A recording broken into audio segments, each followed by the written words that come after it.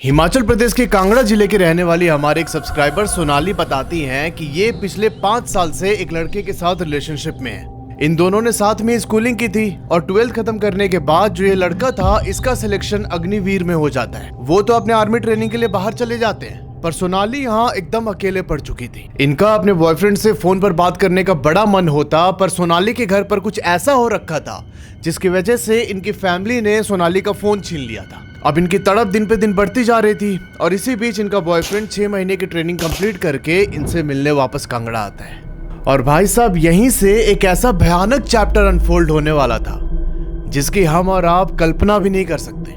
फिलहाल आप वीडियो में सोनाली द्वारा भेजे गए ईमेल का स्क्रीनशॉट देख सकते हैं और ईमेल के एंड में सोनाली ने ये लिखा है कि मैं बहुत रो रो के ये सब कुछ टाइप कर रही हूँ। और सच में ये स्टोरी ना कईयों को अंदर से एकदम झकझोर देने वाली है।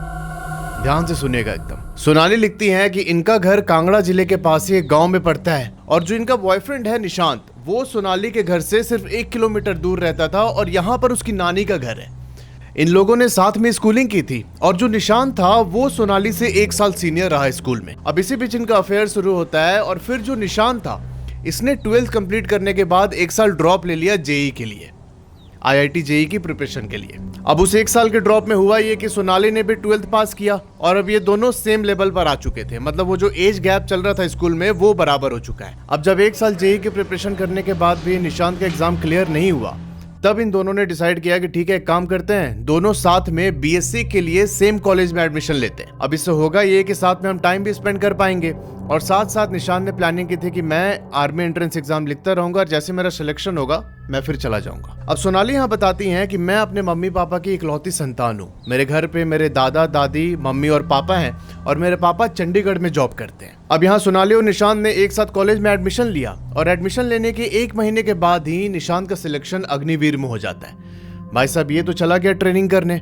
और यहाँ सोनाली पड़ गई एकदम अकेले। ये बताती हैं कि जब तक निशांत था मैं सब कुछ मैनेज कर लेती थी, मेरा कॉलेज भी जाने का मन होता था और मैं मुझे बीएससी ऐसे करने का मन तो नहीं था, पर सिर्फ मैं इसके चक्कर में कॉलेज में एडमिशन लेके बीएससी की पढ़ाई कर रही थी। अब यहाँ इसके जाने के बाद सोनाली को पहले तो लगा कि यार ठीक है, ये इसके करियर का सवाल है तो मैं तब तक मैनेज कर लूंगी। पर जैसे जैसे दिन पास हो रहा था और निशांत इससे कॉल पे बात नहीं कर पा रहा था ट्रेनिंग की वजह से, तो सोनाली का जो मेंटल स्टेट था ना वो खराब होने लगा। ये एकदम अकेले पड़ चुकी थी, एकदम गुमसुम, ना किसी से बात करती ना इनका मन लगता कोई काम करने में। अब धीरे धीरे हालात इतने बिगड़ गए कि सोनाली ने कॉलेज जाना बंद कर दिया। ये घर से निकलती तो थी कि मैं कॉलेज जा रही हूँ, पर इधर उधर कहीं चले जाती, पार्क में जाके बैठ जाती और कॉलेज जाना एकदम अवॉइड सा कर दिया इन्होंने। अब जब से सोनाली ऐसे कॉलेज बंक कर रही थी उसके 1.5-2 महीने के बाद इनके घर वालों को इनकी इस हरकत का पता चल जाता है कि इसने अपना कॉलेज छोड़ दिया है, ये अब नहीं चाहती पढ़ाई करने के लिए। अब गुस्से में इनके घर वालों ने बोला कि ठीक है, अब तू मत ही जा। इन्होंने उसका नाम कॉलेज से कटवा दिया और जो इसका फोन वगैरह था वो सब छीन लिया। अब सोनाली का पूरा टाइम घर के अंदर ही कटने लगा। भाई ना फोन है, ना कोई दोस्त है प्रॉपर इससे ये बात करके सब डिस्कस कर पाए, ना ही यहाँ इनके अपने बॉयफ्रेंड से बात हो रही है, तो इसका मेंटल स्टेट और ज्यादा बिगड़ रहा है इधर। अभी जो निशांत लड़का था वो बहुत ज्यादा लॉयल था सोनाली के लिए। 6 महीने के बाद अपनी ट्रेनिंग खत्म करके जब वो कांगड़ा आया, इसका तो कांटेक्ट था नहीं सोनाली से, ना ही सोनाली के पास फोन था उस टाइम पे, तो ये सीधा ना इसके घर पे आ जाता है। घर पे आके सीधे इनके मम्मी पापा से बोलता है कि मुझे इसे शादी करनी है। इस टाइम पर सोनाली के पापा भी आए हुए थे घर पे। अब अचानक से जब ये सब हुआ ना, तो सोनाली के पेरेंट्स बहुत ज्यादा गुस्सा हो जाते हैं कि मतलब ऐसे कोई रैंडम आके बोलेगा मेरी बेटी से शादी करना है, ये कैसे हो सकता है। और इन्होंने सोनाली को बहुत डांटा, बहुत सुनाया और बोला कि आज से तेरा घर से निकलना भी बंद। और जो निशांत था उसको इन लोगों ने डांट वाट के बोला कि बेटा अब दोबारा इधर मत आना। अब इसी बीच क्या होता है कि सोनाली की जो मामा थे उनकी बेटी इनके घर पे आती है। उनकी बेटी ऑलमोस्ट सेम एज की थी सोनाली के, तो सोनाली उससे ना सब कुछ शेयर करती है कि ऐसा ऐसा हुआ है, मैं अपने बॉयफ्रेंड से बात नहीं कर पा रही हूँ, ये दिक्कत आ रही है, घर वालों ने मना कर दिया। तो जो ये मामा की बेटी थी उसने सोनाली का दर्द समझा, पर उसने सख्त हिदायत दी कि तू इसके बारे में कभी घर वालों से बात नहीं करेगी। यहाँ के सोनाली के घर पर रहने लगी। इनको वहां रहते हुए कोई 5-6 दिन बीत चुके थे और फिर इन्होंने सोनाली के मम्मी पापा को कन्विंस किया कि इसको ना थोड़ा सा बाहर निकलने देना चाहिए, ऐसे थोड़ा घर में बैठे बैठे दिमाग और ज़्यादा ख़राब हो जाएगा, क्योंकि यहाँ पर सोनाली का मेंटल स्टेट एकदम बिगड़ चुका था, उनकी तबीयत भी धीरे धीरे डाउन हो रही थी। तब सोनाली के घर वालों ने समझा कि चलो ठीक है। एक शाम को इनकी मामा की बेटी और सोनाली ये दोनों ऐसे ही घर के बाहर जाते हैं टहलने के लिए। उधर एक खाई वाला एरिया था और उधर ही शाम को टहल के 1-2 घंटे बिताने के बाद उस टाइम सोनाली ने अपने मामा की बेटी के फ़ोन से अपने बॉयफ्रेंड को कॉल भी किया, बातचीत भी की थोड़ी बहुत, और फिर वहाँ 1-2 घंटे घूमने के बाद ये लोग वापस घर आ गए। अब जब तक वो मामा की बेटी वहाँ पर थी, इनका ये रेगुलर रूटीन बन गया था। ये लोग बाहर उस खाई की तरफ जाते, ऐसे टहलते हुए अपने ये बॉयफ्रेंड से बात करती है, और कभी कभार इनका बॉयफ्रेंड थोड़े दूर पे बुला के इनको मिल भी लेता था 5-10 मिनट के लिए। अब हुआ क्या कि जो यहाँ निशांत लड़का था, इसने सोनाली को एक छोटा वाला फ़ोन दिया नोकिया का, जो बिल्कुल जो बेसिक फ़ोन आता है वो। बोला कि इसको बंद करके ही रखना, और मतलब इन लोगों ने एक टाइम फिक्स कर लिया था कि इतने से इतने बजे तक हम लोग बात करेंगे। अब इसके कुछ दिनों के बाद इनके मामा की बेटी चली जाती है अपने घर वापस, और सोनाली यहाँ पर फिर से अकेले पड़ चुकी थी।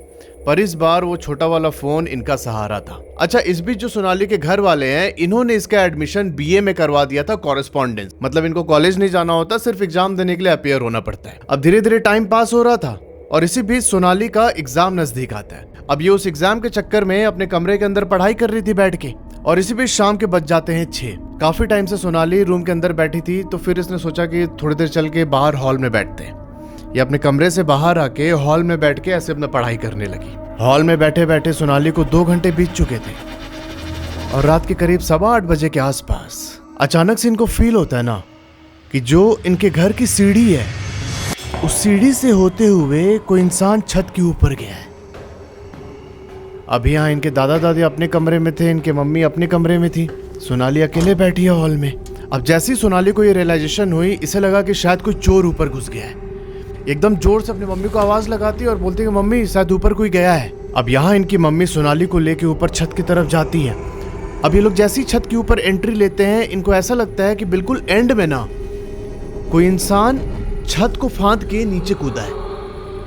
वहीं बाजू में एक सरिया भी गिरा हुआ था। ऐसा लग रहा था कि उस सरिये के सहारे वो नीचे फांद के गया है, पर इनको कुछ क्लियर दिखाई नहीं दिया। बस ये लग रहा था कि भाई कोई पार हुआ है उधर।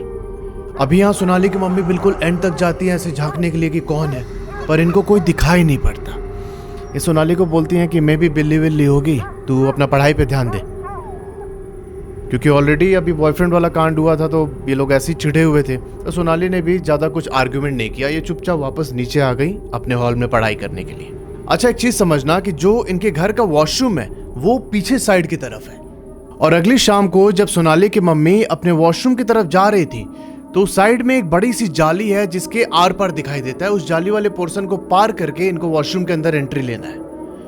अब ये जैसे ही उस जाली वाले पोर्शन के पैरेलल आई ना, तो इनको जाली की दूसरी तरफ दिखाई पड़ता है कि भाई एक लड़का खड़ा है एकदम अपनी गर्दन टेढ़ी करके।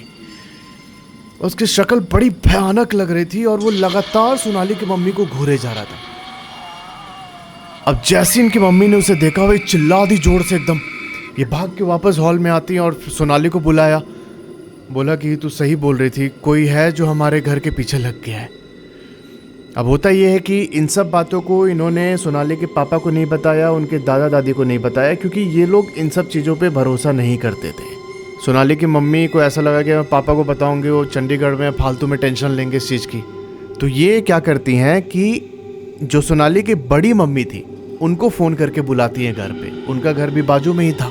अब यहाँ सोनाली, उनकी ताई और मम्मी, ये तीनों उस जाली के पीछे वाले एरिया में जाते हैं। और भाई जब ये उधर पहुँचे तो देखते हैं कि वो लड़का पीछे पीठ करके झाड़ियों के बीच बैठा हुआ है। अब यहाँ सोनाली की ताई एकदम चिल्लाते हुए उसके पीछे भागती हैं। अभी जैसे उसके थोड़ा करीब पहुंची ना, वो लड़का बैठे बैठे ही ऐसे मूवमेंट करते हुए सामने दीवारों में गायब हो गया। और भाई साहब, ये नज़ारा देख के इन सबके हालत खराब।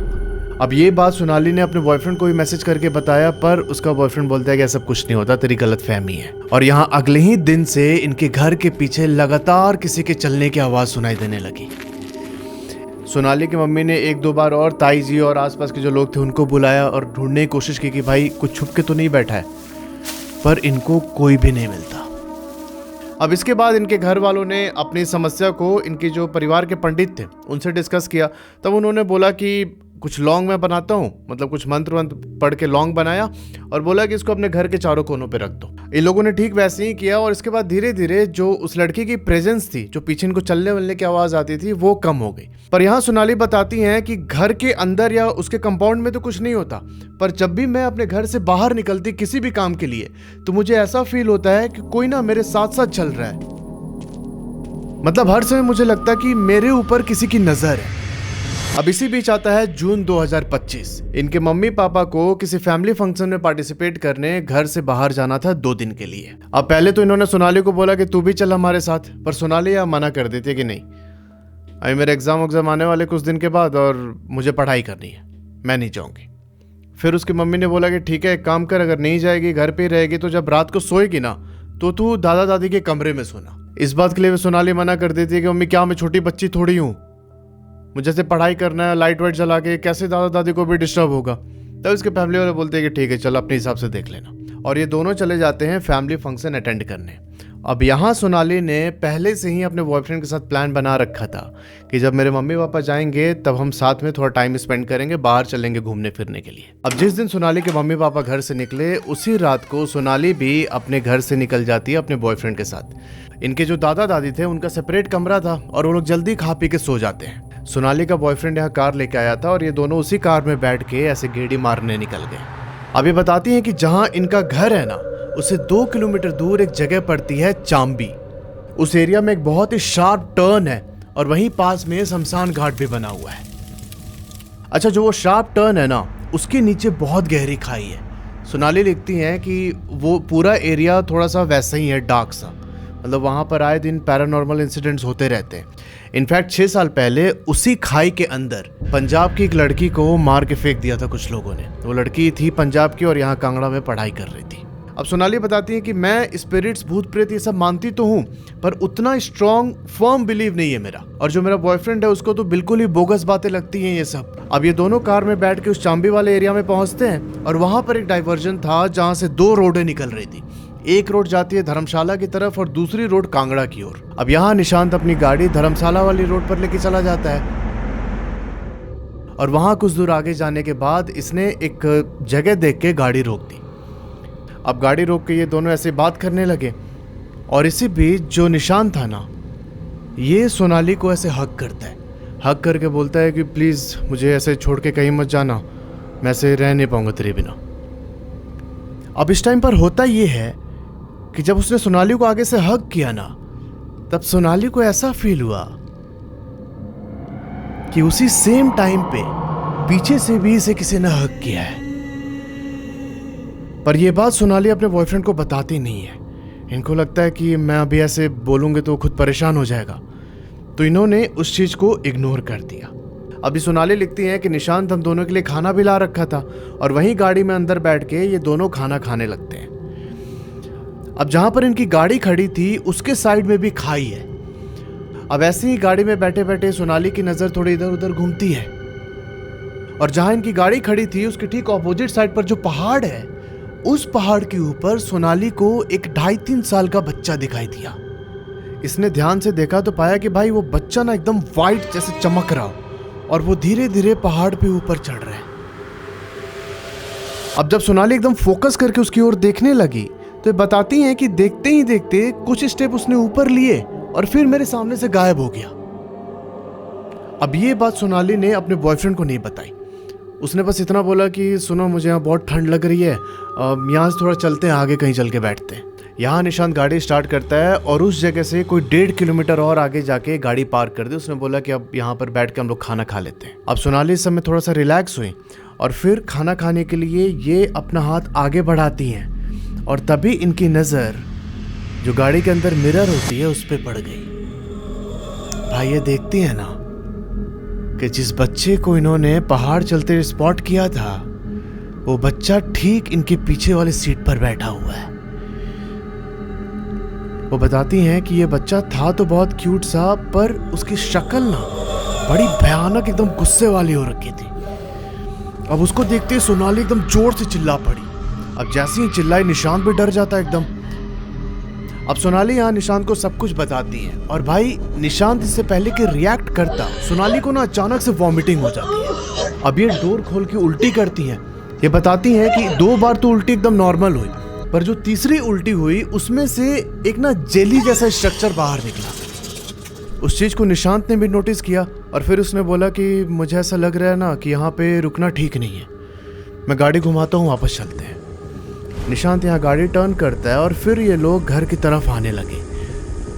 और इसी बीच ना जैसे ये लोग उस चांबी वाले डाइवर्जन पे पहुंचे, भाई सोनाली की तबीयत अचानक से बहुत ज्यादा बिगड़ने लगी। इसका गला सूखे जा रहा था, बोलते कि मुझे पानी पीना है। अब निशांत की गाड़ी में जो पानी की बोतल पड़ी थी वो खाली हो रखी है और जहां पर इसने अभी गाड़ी रोकी है उसके दूसरी साइड पर जो पहाड़ से झरना निकलता है ना, स्ट्रीम, अक्सर जो वहाँ पहाड़ के लोग होते हैं वहीं पानी पी लेते हैं क्योंकि वो एकदम फ्रेश पानी होता है।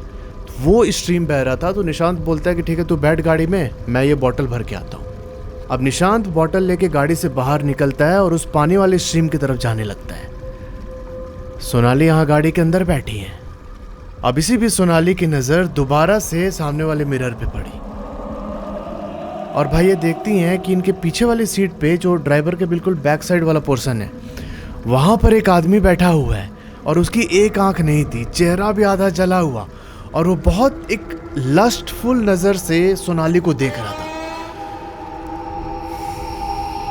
अब ये गाड़ी का डोर खोल के जल्दी से निशांत को आवाज लगाना चाहती थी, पर गाड़ी का डोर खोलते ही सोनाली की गले से आवाज ही नहीं निकली, ये कुछ बोल ही नहीं पा रही थी। और यहाँ निशांत को आवाज लगाने के बजाय ये एकदम फूट फूट के रोने लगी। अब थोड़े टाइम के बाद निशांत पानी लेके इसके पास आता है और जब वो आ रहा था ना सोनाली की तरफ, तो सोनाली देखती है कि उसके पैरों की जो मूवमेंट है वो बड़ी एबनॉर्मल सी है। ऐसा लग रहा था कि निशांत के साथ कोई और भी चल रहा है और वो उससे लगातार बातचीत करते हुए सोनाली की तरफ आ रहा है। अब भाई जब ये सोनाली के करीब पहुंचा तो इसने वो बोतल सोनाली के हाथ में दिया और ऐसे बोतल देते हुए एकदम गुस्से भरी नजरों से सोनाली की ओर देखते हुए बोलता है कि तुमने कभी दोबारा शुभम के बारे में नहीं सोचा ना? ओ भाई साहब, शुभम का नाम सुनते ही सोनाली के एकदम होश उड़ गए। अब सोनाली बताती है कि अब उसके आगे क्या हुआ मुझे नहीं याद है क्योंकि मैं शायद बेहोश हो गई थी और जब मेरी आंख खुली तो मैं एक डॉक्टर के घर पर थी। अब उस रात जब सोनाली बेहोश हो गई थी तब निशांत उसे अपने एक जान पहचान के डॉक्टर के पास लेके गया था। अब रात को तो क्लिनिक ऐसे खुले नहीं रहते पहाड़ों में, तो ये सीधा लेके डॉक्टर के घर पर ही पहुंच जाता है। इसके बाद वहाँ डॉक्टर ने 1-2 दवाई दी सोनाली को खाने के लिए और फिर निशांत सोनाली को लेके उसके घर आ जाता है। पर यहाँ सोनाली बोलती है कि मैं ना ऐसे अकेले नहीं सोना चाहती थी आज, मुझे ऑलरेडी बहुत ज़्यादा डर लग रहा था, तो मैं निशांत को भी अपने घर के अंदर लेके आई और सुबह 4 बजे सबके उठने से पहले मैंने उसे वापस उसके घर भेज दिया। अब जब अगली सुबह हुई तब सोनाली बोलती है निशांत को कि कल रात तूने मुझसे शुभम के बारे में पूछा था। तब निशांत बोलता है कि लग रहा है हमें चेले के पास चलना पड़ेगा। अब उस इलाके में तांत्रिक को चेला बोलते हैं।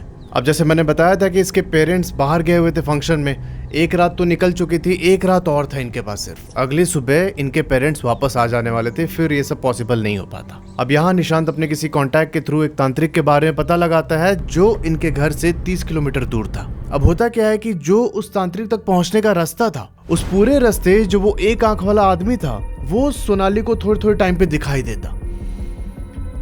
अब ये लोग पहुंचे उस तांत्रिक के पास और उन्होंने अपना क्रिया स्टार्ट किया और फिर ये बताते हैं कि जो वो स्पिरिट है ना, एक आंख वाली, इसका मुंह पूरा जला हुआ है, वो एक लड़के की स्पिरिट है। मैंने आपको बताया था कि सोनाली के मामा की बेटी आई हुई थी, इसके साथ ये लोग टहलने के लिए जाते उस खाई वाले एरिया में। अब इसी बीच एक शाम जब ये लोग गए हुए थे घूमने, तब वो लड़के की स्पिरिट की नजर सोनाली पर पड़ती है और ये सोनाली को पाना चाहता था। इसका पीछा करते करते वो इनके घर तक आ गया और अभी भी ये सोनाली के पास में ही खड़ा है। और फिर तांत्रिक ने एक चीज और रिवील की कि जब निशांत तेरा वो पानी लेने गया था ना, उसी टाइम वो एक आंख वाली जो स्पिरिट थी वो तुझे दबोच के अपने साथ ले जाती, पर एक बच्चे की आत्मा तेरी रक्षा कर रही थी। और वही पता है इस बच्चे की बैक स्टोरी क्या है? सोनाली लिखती हैं कि जब ये क्लास 12th में थी तब ये अपने बॉयफ्रेंड से प्रेग्नेंट हो जाती है। अब इनका बॉयफ्रेंड चाहता था कि जल्द से जल्द अबॉर्शन करवा लिया जाए, पर सोनाली के अंदर पता नहीं क्या फीलिंग थी, ये उस लड़के के प्रेजेंस को फील कर पाती थी अपने पेट के अंदर। और अभी लड़का पैदा नहीं हुआ पर इनकी ना उससे बहुत अटैचमेंट हो चुकी थी। ये अपने बॉयफ्रेंड को बोलते कि नहीं, बस कैसे भी करके मैं इसे पालना चाहती हूँ, रहने देना। धीरे धीरे जैसे जैसे इनका प्रेगनेंसी मंथ आगे बढ़ रहा था, सोनाली को और ज़्यादा अटैचमेंट होने लगी और इन्होंने ये तक प्लान कर लिया था कि उस लड़के का नाम शुभम रखेंगी। पर बाद में अपने बॉयफ्रेंड के बहुत प्रेशर डालने की वजह से इन्हें अबॉर्शन करवाना पड़ा। और जो उस रात इन्हें उल्टी हुई थी, मैंने बताया था कि इनके मुंह से वो जेली टाइप स्ट्रक्चर निकला है, ये सेम वही चीज थी। अब इसके बाद उस तांत्रिक ने सोनाली की रक्षा के लिए उसके हाथ में धागा बांधा और बोला कि हर ट्यूसडे को अपने उस बच्चे के नाम पर कुछ ना कुछ चढ़ाया कर मंदिर में जाके। सोनाली बोलती है कि मैं आज भी वो रिचुअल फॉलो कर रही हूँ और मुझे ऐसा लगता है कि उसकी स्पिरिट मुझे प्रोटेक्ट करती है, बहुत सारी मुसीबतों से मुझे निकालती है बाहर। अब तांत्रिक ने यहाँ सोनाली को उस लड़के की स्पिरिट से भी बचाया और इनका जो मिस्टेक था पास्ट में उसको भी सुधारने की एक तरकीब बता दी। तो यार ये थी आज की स्टोरी। आई होप सोनाली अब ठीक है। और क्या बोलूँ यार मैं, मतलब इसमें वो इमोशनल एंगल भी इन्वॉल्व है। आपकी क्या राय है इस स्टोरी को लेके? सोनाली ने क्या जो किया ठीक किया, मतलब जरूर बताना यार कमेंट सेक्शन में। और हाँ, अगर आपके जानने में ऐसा कोई इंसिडेंट हुआ है तो नीचे जो ईमेल आईडी आ रहा है उस पर अपनी स्टोरी मुझे भेज सकते हैं। बाकी मिलते हैं अगले वीडियो में, तब तक के लिए अपना ध्यान रखो और हर हर महादेव।